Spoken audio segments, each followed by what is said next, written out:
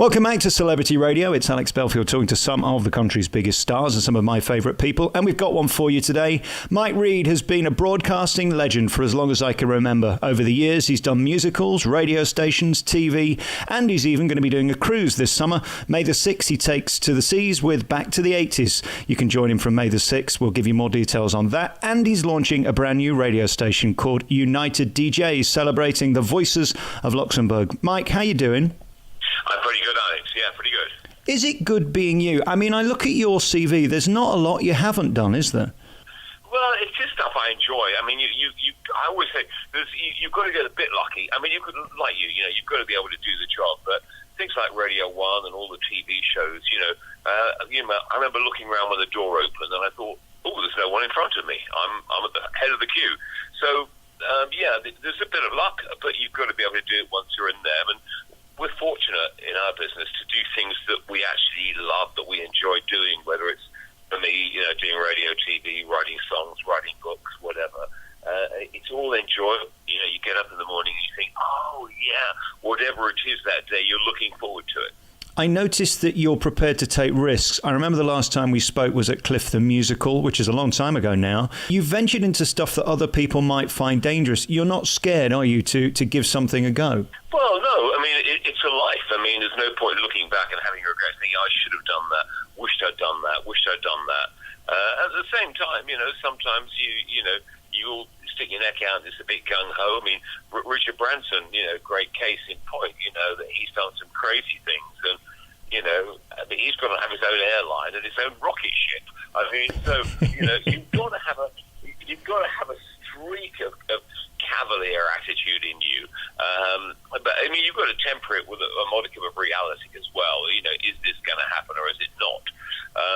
You've got to believe it is, but I mean, yeah, you can't be too crazy, but you've got to believe in what you're doing, and if you enjoy it, it's great. I think you've got more chance of success if you actually believe in it, if you love it, and it's something you can do. I mean, I wouldn't venture into, owning a bunch of furniture warehouses, because the thing I know nothing about, or mending cars. I know nothing about those things. So I think the answer is to stick to the few things that you know and do those and enjoy them. I think the one thing you love more than anything, at the backbone of everything you've always done, whether it be TV, radio or theatre, is music. I mean, that's your passion, isn't it, fundamentally? Yes, it is. I mean, the thing at radio as well is they often used to say at radio, oh, it's, you go in, do your program, go and open a supermarket. Well, it was never that for me. I mean, it was always, writing songs for artists. You're in the studio, you go to see bands live. It was always about the music. So it was never an egotistical, hey, I'm on the radio doing a program. It really was all about the music. You go and see a band, you play the band, and then, a major record company would phone up and say, oh, who was that you played? And I said, well, I went to see them last night. And then 2 weeks later, they got a deal. So you felt really, a part of it, really. You were a part of the whole thing. That now, I mean, broadcasters just told what to play, and they play it, and they go home. That's why a lot of friends of mine say we're doing a job we love in a way that we don't, because we like to be involved. And I think then we were very involved in the music. When I started at Radio 1, I did the program before John Peel, and we did sessions, and Peely did sessions as well. You say, oh, this great band, can we get them in to do a session? Yeah, sure, great. So you felt you were a real part of it, you were integrated. I did my first radio show in 1999 and I left radio in 2011 because I just didn't think it was fun anymore. I didn't like the dickheads that were trying to manage me and I decided to go online. Is radio in a good place now? There are a few exceptions, probably at Radio 2, but certainly in commercial radio where you started, it's not that fun anymore, is it? No, I think a lot of people, as I say, they find that. Friends of mine go, oh, I don't know, I'm not really enjoying it as much as I used to because you can't get involved in the music. So, and you can't do, let's say you can't do what you want, but you don't have any freedom anymore. And that was the whole thing, I think, when the Pirates started, was an element of freedom, cavalier attitude, and probably when Radio 1 started to an extent as well. So we thought maybe it was time for a new revolution. I mean, most people's listening habits have changed now. They're going to be phasing out FM. That thing of, putting the radio on and listening to it has changed now. Our habits are different. People are out walking, running, they take their phones with them, they listen to radio on that. It's all plug it into your car, you can plug it into your laptop. Everyone's on a laptop now. Everyone's on a mobile phone. So, yeah, that's really, I think, the future. So we thought the time will be for a revolution. And looking back to almost 100 years ago, 1919, with Charlie Chaplin, Douglas Fairbanks and Mary Pickford, and they started United Artists. Now still a big name 100 years on, because they didn't want to be shackled to studios and told what they had to do, because they had ideas and creativity of their own, not because they were egotistical. They just had ideas, that they wanted to do, and we thought it'd be great to do United DJs like United Artists. It's a fantastic idea. And will it have that sense of freedom that you had back in the day, and that sense of sort of irreverence and fun? Hopefully, yeah. We've got, I think, about half a dozen former Radio 1 DJs, about 12 former Radio Luxembourg DJs. And I think the thing is to let it be natural. I hear people on the radio now desperately trying to be funny all the time, or trying to be something in every link. Well, you're not. I mean, no comedian goes out for dinner and is funny the whole night. It doesn't work like that. It's just, it's a balance, as you know. Sometimes you might think of something that's quite amusing. Other times you're just sitting back letting the music speak. Other times you're connecting with people that have come through on text or something. So it's a variant. I think, we're saying about freedom of music, but I still think people put down their own guidelines as to what they think they should be playing. I probably wouldn't go on breakfast and play Pink Floyd's Interstellar Overdrive, even though I love it. It just wouldn't work. So you do use a modicum of common sense. But within that, you can actually have fun, and there's nothing better than playing a song and people come on and go, "Oh, I haven't heard that for ages. What a great song!" Again, some songs stand being played once a week. Some can be played once a month. Some you might go, "Wow," and hear it once a year and think, "Yeah, that's enough for a while." So it's a balance. And then we look at the Google effect, which basically puts it all on a level playing field, as you said earlier. I mean, whether it's my station, yours, or Radio 1, they're all on the click of a button. I guess that's where you're going to strike, isn't it? Having the heritage presenters that everybody remembers and loves, with the technology that can deliver it to everybody's phone and home. It is a level playing field now, and what a great time to be doing this type of broadcasting. Yeah, I think that probably the time is right now. A few years ago, if people were broadcasting online, it was like, oh, you're only online. And that's the mentality we have in a way, a lot of us. It's like, oh, it's only online. But, of course, listening habits have changed beyond belief now. So, it's not now. Now there are apps so you can stick the phone in your pocket and listen to it. That's what I do. I mean, I don't often switch the radio on.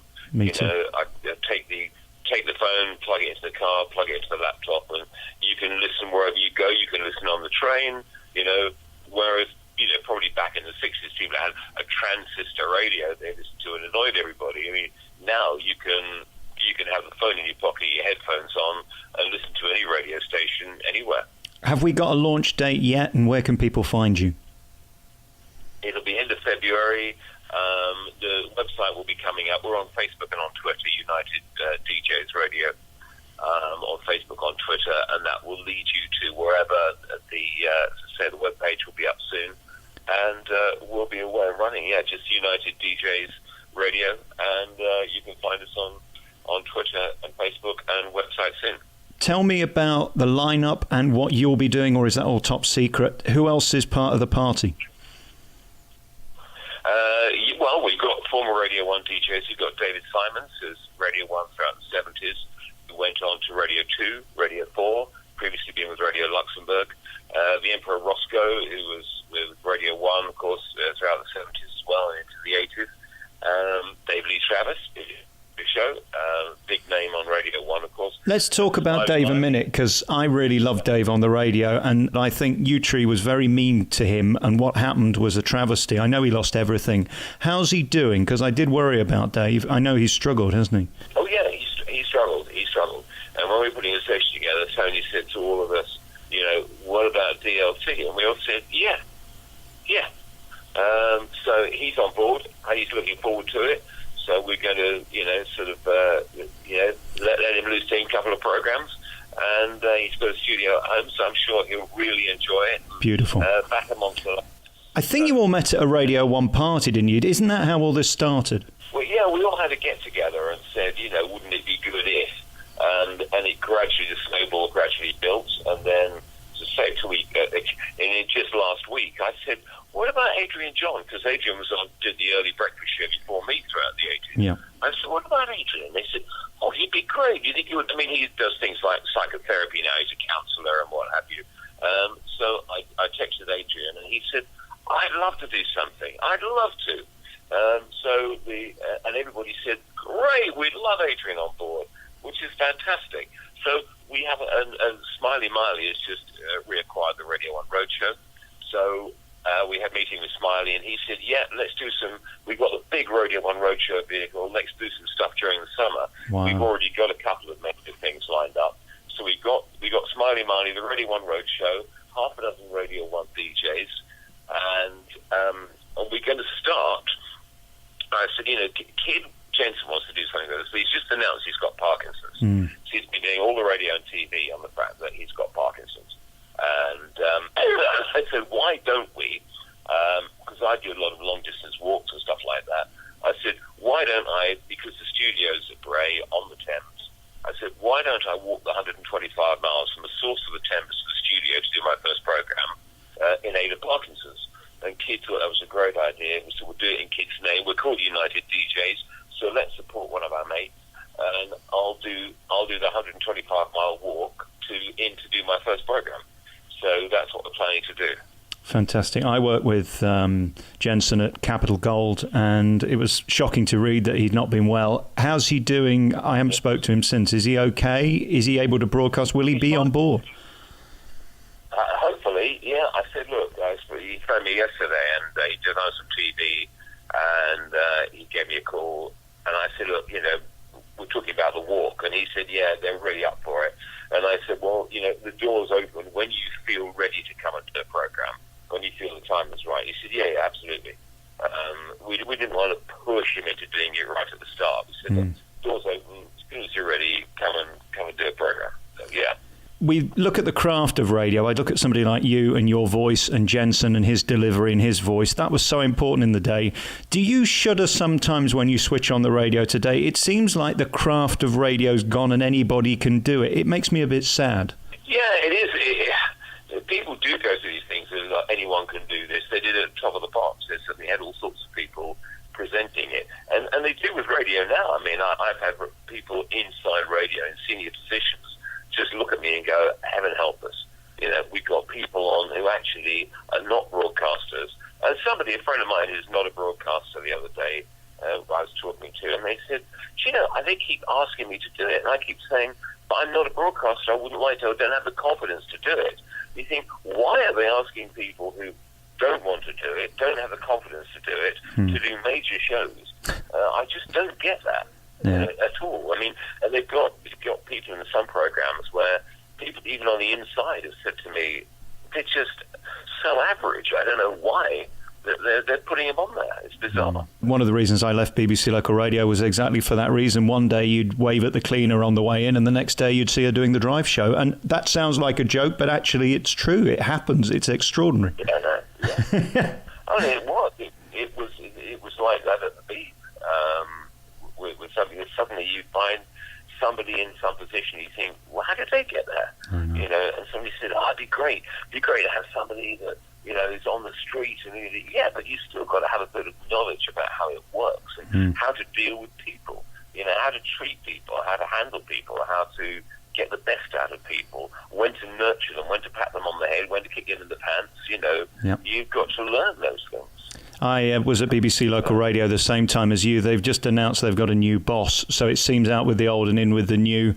It's a real asset to Britain, BBC Local Radio, something I love very much, but it seems to have been totally mismanaged, and the ratings seem to reflect that. Do you think there's a new hope? Would you consider going back? Well, I don't. I mean, I worked with Local Radio this year. I headed up the BBC Music Day, Blue Plaques, with James Stewart, who's head of GNS, and they asked me last year, did I have any ideas? And I said, well, if I'm chairman of the British Plaque Trust, what about doing Blue Plaques? So woefully behind with music people. They loved the idea, put a budget together, so I headed that up. And we erected nearly 50 plaques to people for BBC Music Day.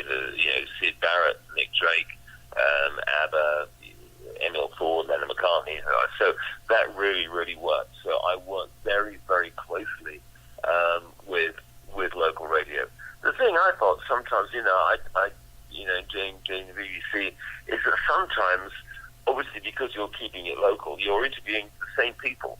Yeah. The same people come around because you have favourites. People say, and they come in once a month or once every 2 weeks or something. So you're looking for something new to talk about. I knew I had to leave when they asked me, could you do the 9 o'clock phone in? What's your favourite road in West Yorkshire? I realised that was the point I needed to head for the hills.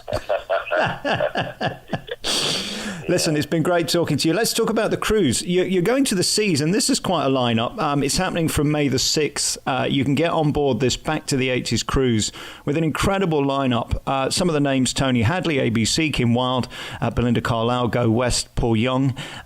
You've also got the Cutting Crew to Power. And then you're going to be doing these audience widths where you sit down and talk to the stars. This must be thrilling for you, A, because you get a free holiday, and B, you get to talk to really interesting people. Yeah, absolutely. I mean, I enjoy the cruises anyway. I've just been doing talks in Russia, Estonia, Sweden, Finland, Norway, Denmark, and then out to the Caribbean. So I used to do stuff. Normally, I'm giving a talk either on history or blue plaques or music or songwriting, whatever. But this time it's different. I'm going to be doing an interview every night. So, but then again, we all know each other pretty well. I mean, Kim Wilde, Tony Hadley, ABC, Go West, Cutting Crew. We all know each other, so it makes it a little bit easier. On the other hand, as you know, when you interview somebody so many times, it's like, what do we talk about on Saturday morning TV? George Michael. We'd look at each other. What could we talk about this time? I've interviewed George 5 times somewhere or other in the last 3 weeks. Wow. And the same with Spandau and Duran. You think, well, because if they've got a record out, I probably interviewed them on Radio 1. They've probably been on Singled Out. I might have had them on Pop Quiz. And interviewed a newspaper or something, and they come on TV and you go, what are you going to talk about now? Something different, So I think that's one drawback. But then again, people have done a lot more since then, so there is more to talk about. And you can chat generally. You don't just have to talk about their music career. I mean, Tony Hadley started a brewery. Kim Wilde went on to be a governor. So there are other things you can chat about, of course. I saw online last week you did the Chevy Chase thing at the Apollo. Did you enjoy doing that? I know it again is one of these things where it became a story in its own right. I've never heard such brilliant reviews in my life. People had a hoot, although it was somewhat uncomfortable. How did you feel? It was an interesting one. I did Al Pacino for the same promoter, and I did Sylvester Stallone. They were great, absolutely fantastic. Went out to eat afterwards. And Chevy and his wife were delightful. I met them beforehand, and he didn't want to know the questions, which I'm the same. I never want to know the questions. And he was delightful, absolutely charming. Somebody said to me, "Is he okay?" And I said, "I think so." On stage, the sound was bizarre. The sound was bizarre. We couldn't hear each other. And afterwards, he said, "I was trying to lip." I said, "So was I." I said, "I couldn't quite hear responses." He said, "I couldn't really hear your questions." I said, "The sound check in the afternoon was brilliant. The sound in the evening was absolute rubbish." But that said, afterwards, he and his wife said, "Oh, that was one of the loveliest interviews." They said, "And you don't use notes." Everybody uses notes. He said, "You don't." He said, "That's fantastic." He said, "You knew everything about my career. You don't use notes. Brilliant." And we talked about the films, we talked about his vacation films, we talked about the Fletch films, we talked about Three Amigos. We sang a little bit of the song from the Three Amigos together with guitar. I talked about his genealogy. He had 2 ancestors that went over on the Mayflower. He had two former mayors of New York in the 1700s were his ancestors. I said, and through one of the guys on the Mayflower, I said, he's a relative of Nelson Rockefeller, Longfellow, John Foster Dulles, and Bing Crosby. I mean, it's amazing. So I just did stuff. But he was a strange bloke. He's definitely a strange interviewee, the weirdest one I've interviewed, because he'd look at you blankly and he'd forget in the middle of what he was saying. Somebody said, "Is he okay?" He just kept stopping. And I had to remind him that he was, "Oh, yeah, okay." But the strangest thing was that he insisted on somebody from the audience asking him 3 questions. Right. It was, one of the three questions were, could you tell me about your wives, your hemorrhoids, and shooting up? Not drugs, shooting up. Are you sure? And the promoter said, that's what he wants. He is insistent. It's almost a rider. This is carved in stone. Okay? So they got somebody from the crew to sit in the front row, and they said, he definitely wants this to happen. Okay, fine. So the guy said, all right, okay, I've got three questions. Wives, hemorrhoids, and shooting up. Yeah, right, okay.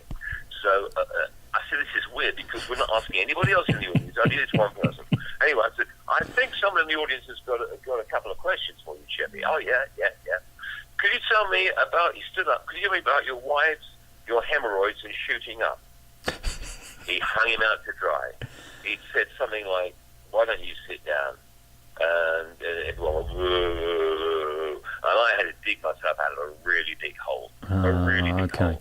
So he was almost trying to be too clever for his own good. Yeah, I mean, he does like to make the interviewer the fall guy. But that's too easy to do. It's a cheap trick. Right. We can all do it. I mean, you ask me a question, I blank you. You ask me another, I go, I don't want to talk about that. Yeah. You can make it really tricky if you want to, or you can carry on. Sometimes, in a way, you feel that maybe it's the person's own insecurity that's making him behave like that. Right. I mean, he is known as being tricky. You must have been slightly cautious going in. A, he doesn't do interviews, and B, the ones he does do, he's a reluctant guest, put it that way. Oh, yeah, he did 2 TVs to promote it, and both of them were slight car crashes. He wasn't on long enough for it to be a major car crash, but he was obviously uncomfortable, being uncomfortable, and the thing didn't work at all. And I thought, well, at least I get on with him, and he's fine. And afterwards, he said, I really loved that. He said it was the best interview I've done. Wow. Oh, okay, fine. The audience were laughing, they were clapping. And I had things where somebody said, oh, Mike Reed stormed off the stage and Chevy smashed his microphone on the floor. Well, the answer was, I let him take the applause. Of course. I said, ladies and gentlemen, Chevy Chase, I'm not going to stand there, Jay. It's his gig. I'm going to let him take the applause. And in applauding back, he threw his microphone on the sofa, and it bounced off and bounced onto the floor. I actually saw the video of that, and that is exactly what happened. He didn't throw his mic on the floor. You're quite right.